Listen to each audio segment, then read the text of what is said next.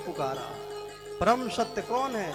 भागवत ने पहले दिन बताया था, सत्यम परम धीमहि। सच्चिदानंद कौन? भगवान श्री कृष्ण।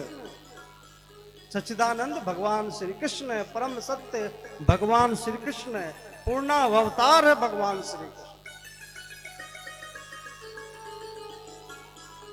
तो सत्य को पुकारा, भगवान प्रकट हो गए। जब कोई साथ ना दे तो उस समय आपकी एक ही औषधि है,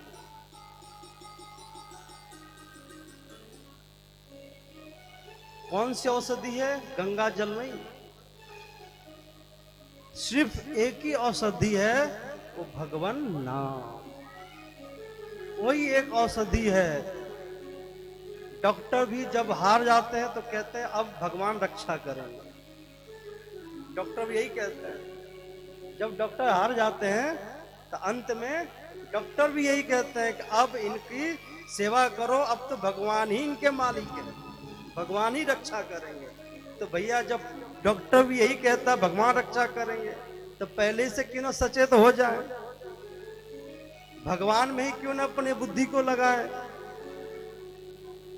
अब भगवान का स्मरण करने के मतलब भगवान के बातों को मानना, भगवान के वाक्यों को मानना। और भगवान के वाक्य क्या है? शास्त्र है। जो शास्त्र जिस तरह से दिनचर्या निर्धारित करते हैं, और उस तरह से आप चलेंगे तो आप कभी रोगी हो ही नहीं सकते। कोई कहता हम आपको तो मानते हैं लेकिन आपकी बात को नहीं मानते। मानना क्या हुआ भाई? ये तो मानना नहीं हुआ ना। हम आपको बहुत मानते हैं लेकिन आपकी बात को मानते ही नहीं है, इसको मानना नहीं होता। हम आपको बड़ा भजते हैं, बड़ा याद करते हैं, लेकिन आपके बात का कोई महत्व ही नहीं है। तो भगवान कहते हैं हमारा याद मतलब जो मैंने बताया है, जो मैंने ज्ञान दिया है, जैसे हमने दिनचर्या निर्धारित की है वैसा आप जिएंगे, वैसा खाएंगे, वैसा पिएंगे, भोज्य पदार्थ में अभज्य पदार्थ में ध्यान रखेंगे। लोग भक्ष अभक्ष का ध्यान ही नहीं रखते, क्या ग्रहण करना क्या नहीं करना, अभक्ष भक्ष में लग जाते हैं। और कलश यात्रा हो रही थी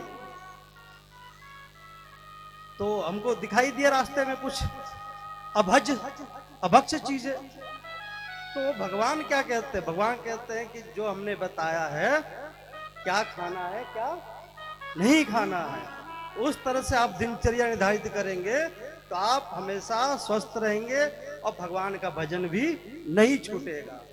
तो ये नहीं होता कि भगवान का भजन करेंगे और भगवान के बातों को हम नहीं मानेंगे, तो ऐसा नहीं।